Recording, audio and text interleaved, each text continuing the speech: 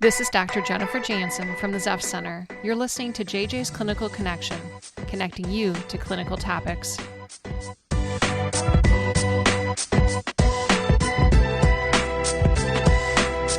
Join me as we take a deep dive into the world of behavioral health and learn about hot topics, innovative approaches, and top-notch professionals shaping our industry. Welcome back to JJ's Clinical Connection. Thanks for joining us today. This month is particularly exciting for us at Zepf Center because we are celebrating National Recovery Month. Since 1989, September has been a time for us to promote innovative treatment options, celebrate the recovery community, and acknowledge the providers who make recovery possible. At Zepf Center, this month gives us the opportunity to recognize that recovery is a personal journey, requiring individualized care and support. Through our trauma-informed integrated care model, we are dedicated to providing the highest level of care for clients throughout their recovery journey. To help us celebrate Recovery Month, we are joined today by peer support specialist Jim Rye. As behavioral healthcare practices have evolved, peer supports have become essential to the recovery process. A peer, or someone with lived experience, is able to connect with people in recovery to help them access critical resources and build a community filled with belonging, support, and hope. Jim has an incredible story to tell and has been part of the recovery movement for several decades. Today, Jim will walk us through his personal and professional journey, share some harrowing stories of his time fighting for client rights, and give us an inside look at peer support at Zepf Center. Stay tuned for another incredible conversation as we celebrate Recovery Month. You won't want to miss this. Jim, welcome to the studio today. Would you like to introduce yourself to our listeners? Sure. Jennifer, thanks a lot. For me, it's an honor just to be here. And so I'm Jim Rye, and I'm the coordinator of the Peer Support Recovery Center and the peer development here at Zepf. Great. Well, I'm excited you're here today because we are celebrating Recovery Month, and nothing says recovery to me more than peer support services. And I know that this has been something, not only are you a certified peer, but you have worked in this field a long time. And now you're also doing some exciting things at Zepf Center with peer support. So why do you think the inclusion of peer roles is so successful when it comes to recovery? Well, it's the design of professionalizing what we as peers have always knew. And that is that if you connect with another human being, you don't tend to do things that can be self-destructive, and you do things that are much more positive in your life. Maybe it's the motivation, maybe it's the chemistry. I'm not really sure what it is, but having people in your life is by far the most important thing that I've found. And it was Einstein that I got this quote from, and that is, we're on this earth for but one reason and only one reason, and that's for each other. I think that recovery and peer services are certainly the embodiment of connection, right? And people providing encouragement, hope, information sometimes. Tell us a little bit about peer certification and what it takes to become a certified peer. Well, every state has its own, and I'll talk a little bit about Ohio. And Ohio has there's a number of different formats across the U.S., and Ohio's pretty much is the same type of format that most states use, where you have online classes. Ohio has 11, 12 counting the introduction. And then there's a 40-hour face-to-face in-class that I think is by far the most important piece to it. Now, the 11 courses that you take, you're going to find a lot of different good information that's there. And in fact, it's been redone by Sharon Fitzpatrick, and it's much better than what it's been like even 5 years ago. Tell us a little bit about the content. What are in those courses? Anywhere from what are the responsibilities of a peer on the job, how to take care of yourself. That self-care is far more important than anything else before you even get to the job. A history of where the development of peer services came from, and a variety of other really good historical points as to how the peer movement really has influenced how services are delivered today. For example, person-centered. Person-centered comes from people who were receiving services and demanded that services be delivered in a particular way that it would be most beneficial to them. And who would have thought that the individual who receives services is the very person that you would ask what it is that you need? It's very cool. Let's talk a little bit about the history. You mentioned that part of this training program is learning the history behind peer services. Yeah. So over the years, one of the things that I did is a little boy from Monroe moves out to New York City, and I was plopped right in the middle of this history of people who had been receiving mental health services and people who had substance use problems too. And I didn't anticipate this would happen. In fact, I didn't anticipate that I would become part of the peer movement, but I had worked at a clubhouse in Westchester, New York. And at that clubhouse, I learned about the sort of the history of mental health, the atrocities of mental health. Like, I had no idea a psychiatrist was called an alienist as the first label of a psychiatrist. And what I did find out is through the clubhouse model is that as a person is a paid staff, as a mental health paid staff, it's our responsibility to find out what it is the person's expressed interest is. And if we can realistically work on that expressed interest, the person's success the percentage of success will be far higher and greater. So I learned that in the clubhouse model, which started in Fountain House in New York City in the late 40s, early 50s, where people from mental hospitals got together at doorsteps. The legend is that they met on the New York City Library, but I've talked to Gordon Hess and a few people who were the originators of that, and no, they met in their apartments and sometimes in Central Park and so on. And Gordon said, all we were doing is looking for some kind of support in the community, because when the state hospitals closed, and every state went through this, where they had large state hospitals, when they closed, it's called deinstitutionalization. They attribute it to Thorazine and new medication, but it really was Willowbrook and Geraldo Rivera exposing these institutions, that the abuse that went on and so on, that they had to shut them down. The problem is that the money didn't follow people in the community. So these poor people had nothing on the streets for help, which is one of the reasons why Mrs. Zepf created the Zepf Center, which is really cool. I love the heritage of this organization because of that she wanted to provide services to people who were coming out of the institutions so that they could make it in the community. And in fact, it was John F. Kennedy that came up with the Community Mental Health Act that he signed in, I think, 61 maybe. And it said that we need to provide the opportunity for everybody to be contributors in society, including people with mental health. Well, actually, they called it mental illness at the time. And that was a key, because that's where community mental health started, was funding being diverted from state institutions into community mental health systems. Some states didn't, and some states did. What's great about my peers is that their needs finally will get addressed because they will demand it, either by their acting out or by speaking out. And society has to respond to it. And Ohio is a perfect example of that. And Mrs. Zepf was a person who started it here. So peer support is not a new concept. And in fact, its origins date back to probably the 50s or the 60s. What fueled this movement, and how has it evolved to the present day? Well, the ones that I recognize is about that period. But back when the Quakers got involved with institutions, care, understanding, and kindness, the recidivism was so much lower of people going back to those institutions because they're treated with such respect. And then things happened and whatever, I don't know who you want to blame it on, whatever. And these large institutions were created. But an organization that I was a part of, the start of it, was the Empowerment Center. We were at 7 different hospitals, no, actually 13, but 7 different state hospitals. And it was amazing, the remnants of what was there in the past. I've heard stories like Judy Chamberlain is one of the leaders, had been one of the leaders of what's called the CSX movement, the Consumer Survivor Ex-Patient movement. And she was a graduate of a state institution That's Rockland Psychiatric Center. And that's where our advocacy started was at Rockland. And Judy was incredible. I had the pleasure of going to the United Nations and being a representative of NGO. Mind Freedom is the organization. And they had an NGO that they asked myself and a woman named Neil Cavada to represent them at the United Nations.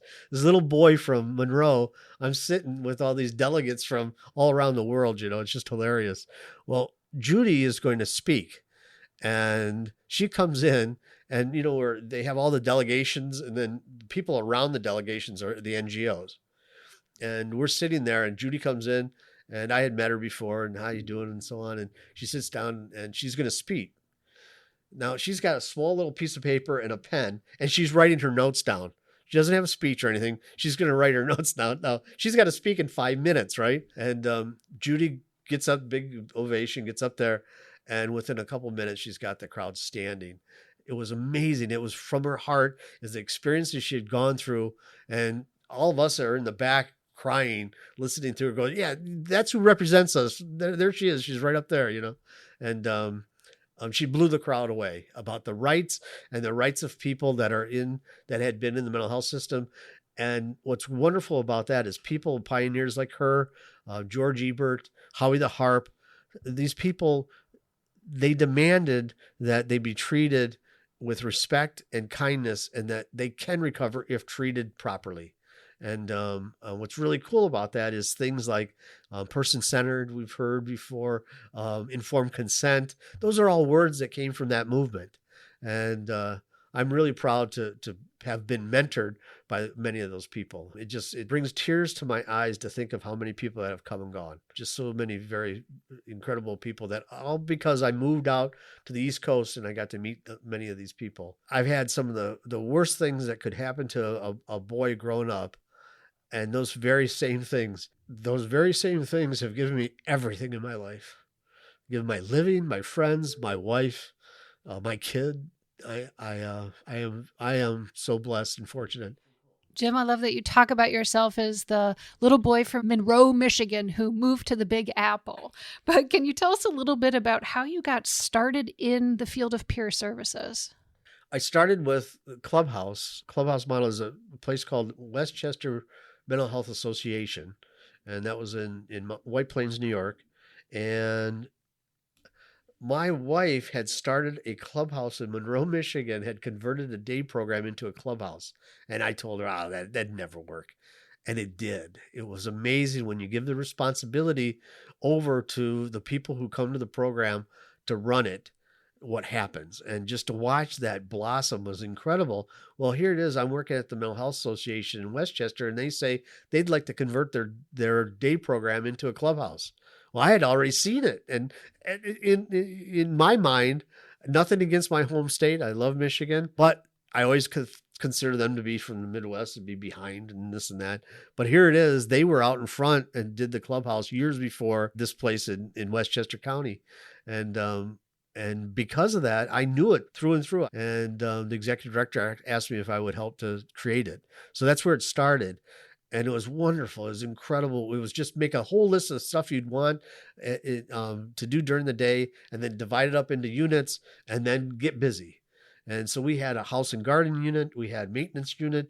We had a food unit. We had all these things that anybody coming to the program got themselves involved, and then a job would come from that in this, whatever the service that they provided at the clubhouse, which was really cool. And while I was doing that, I got approached by a couple of people in Westchester County. They got a grant for a peer-run clubhouse. And I could still remember fellow's name was John, came to me and said, we need somebody to be a director, and we're going to lose a grant if we don't get somebody. Would you consider it? It's like, I had a real nice job. Things were going real well. I was planting tomato plants and getting paid to do that. I mean, it was incredible. And here's this guy throwing a wrench at me like, okay, would you do this? Well, Jim, from what I know from you, I have a feeling you went ahead and took that position to run that clubhouse, didn't you? Eventually I did. Yes. Yes, I did. Yes. So can you tell us what you think was successful about that particular model of services and why it was so helpful to people? Sure. The one saying, nothing about us without us. And that is that the individuals who are going to the program need to have a say as what it is that they need at the program. Or I don't even want to call it program, that they need at a place that they can work on their recovery. And all we did is connect them to the things that are in the community that would be beneficial to them. That makes me think of SAMHSA's 4 dimensions of recovery: health, home, community, and purpose. Mm-hmm. Yeah. Yeah, that's interesting because you bring that up, is that first off, the dimensions of recovery that they have, and that was created by Peggy Swarbeck, and she's an old friend. I've known her for years, and it's funny, she created the dimensions and they adopted it. This was before, she's got her PhD now too, which is really cool. But Peggy was a pioneer also, but she went the educational route, and she was in Jersey. And I remember when she came out with those dimensions before SAMHSA adopted them, which is really cool. And where did they come from? They came from somebody who had been in services. And then the reason they got adopted was because Paolo Del Vecchio was the director of SAMHSA at the time. And guess what? Paolo was a peer, and he saw what Peggy had written. Like, oh, we got to use those. So he adopted them. Yeah, he's still in SAMHSA. He's the head of recovery right now. Yeah, but that just goes to, you ask people who are receiving the services, you're going to get the right answers of what they need. And what's really cool is when you have people that are in the profession who may not necessarily been on the receiving end of services, accepting that and understanding that and saying, yeah, that's what we really need to do, and then see it happen. But who would have thought, that if you ask somebody what they need, that they can actually tell you. Jim, what does recovery mean to you? Recovery. That's an interesting word. I've been taught by people who've been on the receiving end of services. This has been 30 years or so, this stuff. And I don't use the term recovery anymore. And one of the reasons is that a guy that I knew that was at the Empowerment Center came to our support center and said, recovery? What am I recovering? My life was so terrible. There's nothing for me to recover, but I'm moving ahead and I'm thriving. And I thought, yeah, that's what it is. In essence, what recovery is, taking back your life so you're controlling it and you're thriving to get the most you possibly can out of this existence, because we're not guaranteed that tomorrow we'll wake up and we'll still be here. I got a real quick story about that. Is years ago, I went to a workshop and I met a friend, and that friend had written a book, and I asked him if he would sign it, and he's 6'6", and he was signing his book for other people, and he stood up, and I bent over at the same time, and he hit me right in the head, and I saw stars. Like, oh, I'm a 6'6" giant, and I'm barely staying on my feet, and he's laughing, and he jumps over the table and hugs me and says, "Are you okay? Okay?" And I said, we were talking, and he said, so you're a survivor too? And he goes, no, I'm not a survivor. I'm a liver. And that guy was Patch Adams. Yeah. And I've stayed in touch with him. He's got the Gesundheit Institute that you can go there and recover or thrive, actually. Yeah. So recovery to me, the generic term of recovery is taking back your life. That's what I say. What I love about Zepf is we've accepted the sanctuary model that things have happened to you. So things have happened to you. You're not done. Just because things have happened to you doesn't mean you're going to, and you know about them and you recognize them, doesn't mean that's it. I love the term is, now what are you going to do about it? And now it's up to you. And yeah, you've got these things in your head, and now you're going to attempt to, with the people and love and support of other people, you're going to figure out how to manage it, and you'll be a better person because of it. Jim, let's talk about next steps and thriving. Zepf Center has a new grant to support peer services, and I believe also to train peer supervisors. And you are at the helm of this grant. Tell us about your role and what things to look forward to. Well, that's been really exciting. The first piece of it were two separate grants. They were to teach leadership in peer recovery and to teach supervisors how to become leaders within supervising peers that are in the system. And those two have been great. We had close to 400 people in the first trainings, and then around 300 in the second. We're going to develop a statewide supervisory support system so that we can get together on a monthly basis and talk about the headaches of supervising our peers, which, believe me, there's a lot of headaches with that. And I wouldn't want to supervise myself, I swear. And I love anybody who's gone through the system and the connection that I have with them. Believe me, I love them. And the greatest thing about it is the air is not there. There is no air about us. What you see is what you get. And I love that. I have a problem trusting people because of things that have gone on in my past.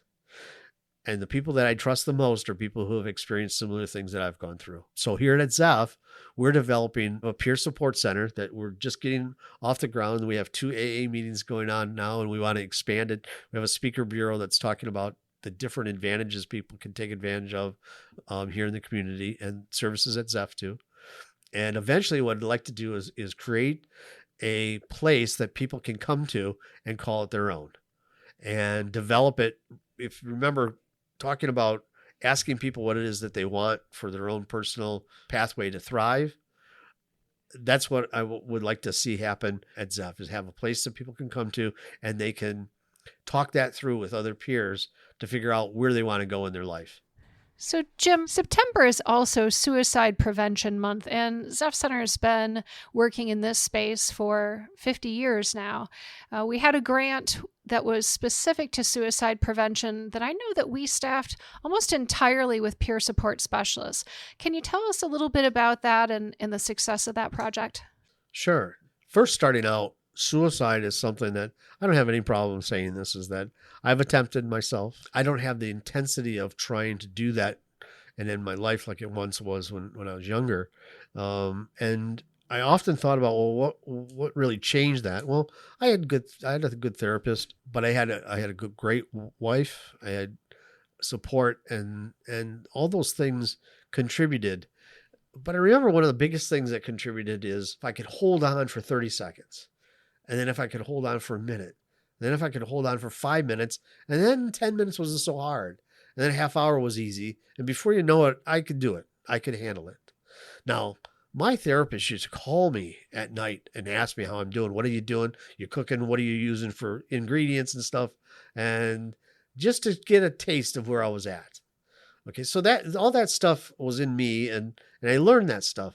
Well, when we were going to do this grant and bring along 3 other peers with me, and we all discussed it, and we had very similar feelings about things like that, of how to help somebody who may be suicidal.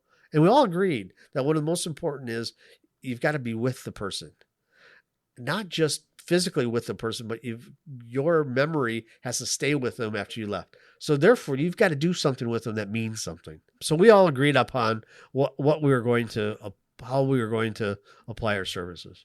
And the most important thing that we wanted to do is we wanted to make sure that we were present in that person's life, be it the present, physically present, or in their mind, in their memory, mostly in their heart. That we would do things with them that were heartfelt and were important to them in their particular life. How do we do that? Well, we'd ask them. We would ask, well, what do you need? What do you want? And how can we be a part of your life? And listen to them when they talk about whatever it is that's bothering them. And that they were the most important person at that particular time in our life while we were with them. I think that comes full circle to what you said about not only living authentically and connecting with another person, but listening to what a person needs and being there to provide that type of support. What I was taught years ago is that if somebody tells you of a struggle they've gone through, and it's like one of the first times they've been able to open up, well, you give it back to them as to how it made you feel and how important it was for you to listen to them express their courage of a difficult moment in their life, and how important it was that you were the person chosen, that they chose to give that to. I think that's truly the power of human connection, right? We're Yes. validating the importance of one another just as a human, but also the things that we're experiencing as humans. And I love to hear you speak about that connection with peer support services. Yeah, so without a doubt, that's what the profession brings.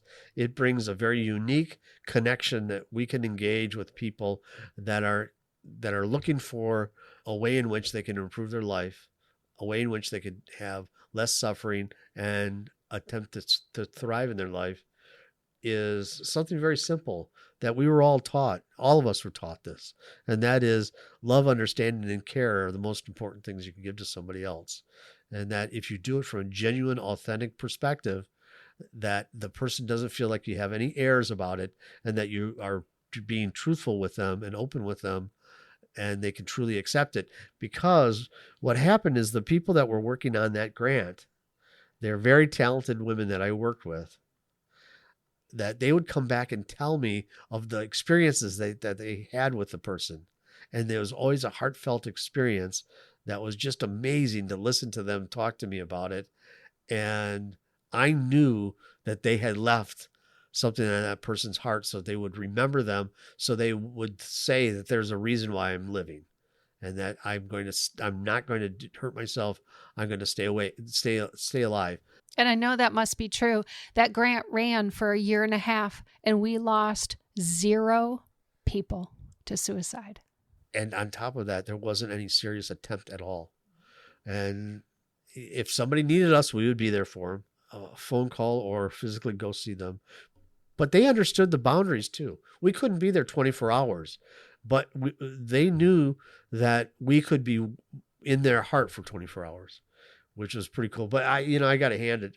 There were 3 talented other peers that were just amazing at what they did. And the 4 of us were a very, very good team. You guys were extremely successful with that grant. And I bet some of our listeners today are thinking, gosh, maybe this is something I want to do. If somebody wanted to become a certified peer, what steps would they take? First thing you do is go to eBased Academy online.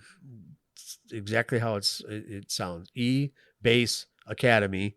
And you register and scroll down to the bottom of the page, and you'll see it's a workshop to begin your career as a certified peer recovery supporter. There's 12 online courses to take.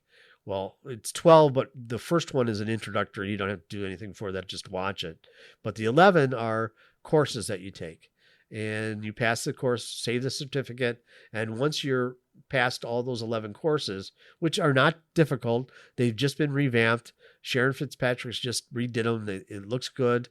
It makes a lot of good sense. And once you've completed those, throughout the state, there is face-to-face 40-hour trainings. In fact, there's one going on at the Cherry Street Mission right here in Toledo, going on right now. And there's a variety of different places in the state that offers them, not just in person, but you can go online. But they really would rather have you there in person. It's a great experience, and then you get certified afterwards, and you then are a person who now has a profession that you can bill for your time, which is pretty cool. Absolutely. I think it's important. It goes along the lines of not only job training and job readiness, but also credentialing, and the fact that we can credential people as certified peer recovery supporters is really impressive. So, Jim, we're getting to the end of our episode today, and I really want to make sure that we talk about what is to come for the future. We've talked about the start of peer profession. We've talked a little bit about how we've used peers in our service delivery to help people recover. What do you see is coming for the future? What's the future for peer services? Yeah, I think the most important thing with is the legitimacy of what it is that peers do, and that'll come with time. Yes, I do think that slowly the march and the voice of people who've received services is getting into social work, but it needs to get into what the society considers to be legitimate educational opportunities. And that it is slowly, I mean, it's very different the way it's taught today than it was 25 years ago. but it needs to be accepted in the educational level that what peers do and that engagement is extremely important. I mean, years ago, a guy named Carl Rogers was considered almost a joke as a humanistic psychologist. Well, now that's where it's at, is connect with another human being. Sure. And he's amazing. I love his work. And do you think some of the folks like Pat Deegan and Fred Fries have helped to move this forward? Individuals that have their own serious and persistent mental illness, but have been trained as licensed professionals and then share their voice with their lived experience? Certainly, Pat, Fred, certainly on another level. Yes. But I just talked to Pat just a little while ago at Pros conference, and she's amazing. She's talking the same thing she did 25 years ago. One of the things that she's created is shared decision making and personal medicine, and that what personal medicine actually is, and that is something that you have in your life that pulls you away from destructive behaviors and thoughts. And we all have that. We all consider some, I mean, all you got to do is look outside. There's some beautiful things to look at in this world. Personal coping skills, sure. It's the same thing, right? And Pat, yeah, she's amazing. People like her, giants like her, have taught people in the mental health system of what it is that we need to do to move people along so they can thrive and be contributors in society. And it's because of those trainings that people with education, with a master's degree, PhD, have realized that, oh yeah, this is treating a person like another human being and giving them the care and respect that they deserve. That's what we're here for. I am so proud to be able to come to a place like this and talk about, these are just things that happened to me. There's no reason that this stuff happened to me. I just was there at the right time.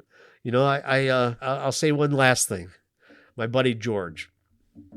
So George, he always claims that he had gotten arrested less than 25 times. So that's probably 24. And mostly from trespassing and protesting. That's what, okay. And he was the founder of the Mental Patient Liberation Alliance that I was the president for over 10 years. George was the kind of guy that he and I did a protest. We got arrested and they brought a paddy wagon, and he and I looked at each other and thought, wow, I never rode in a paddy wagon. This is great. So we got in and we rode down there, and they lock us up and so on. And they said, we're going to book you. We're going to book you. And you go out that door, turn left and a left. And the police had kind of a smirk on their faces. And this was, we had done a protest and they had arrested us for it. And we go out one door, go to the left, and we're outside. They had let us go, and it's raining out, and here it is, two old men skipping down the street, having such a great time. So I, as a result of that, I bought him a plaque that said, a good friend is at 3 a.m. and you're in jail, you can give him a call. A best friend is at 3 a.m. and you're in jail, and he's sitting right next to you going, man, that was a lot of fun. Not that I condone being arrested, but sometimes protesting, it might be necessary. Jim, thank you for coming today and sharing so much of your history and your experiences, your people connections, and your wisdom with us. JJ, thank you so much. I believe in Zepf. I believe in the sanctuary model and couldn't think of being in a better place. What a powerful story. Thank you so much for joining us today, Jim. If you enjoyed this conversation, be sure to download and share this episode. For the latest clinical connections, subscribe to Spotify, Apple Podcasts, or wherever your favorite podcasts are found. For more information about Zepf Center's Peer Recovery Support Center and other resources mentioned in this episode, check out our show notes. For more information on Zepf Center, visit us at zepfcenter.org or find us on Facebook, Instagram, and LinkedIn. This is Dr. Jennifer Jansen, signing off until next time.